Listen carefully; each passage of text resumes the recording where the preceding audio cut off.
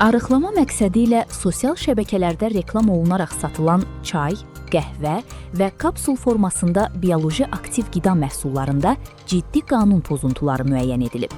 Bu barədə Azərbaycan Qida Təhlükəsizliyi Agentliyi məlumat yayıb.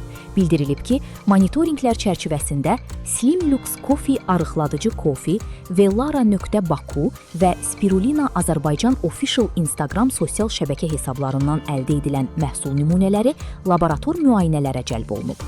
Nəticələrə əsasən SLC Slim Lux Coffee Premium fındıqlı, SLC Slim Lux Coffee Premium, Good Lux Green Coffee, Green Good Lux Slimming Coffee fındıqlı, Green Good Lux Slimming Capsules, Saffron Dietary Supplement, Spirulina, Vellara Form Coffee və Vellara Form Tea məhsullarında qida məhsullarında istifadəsinə yol verilməyən insan sağlamlığı üçün təhlükəli sibutramin maddəsi aşkarlanıb.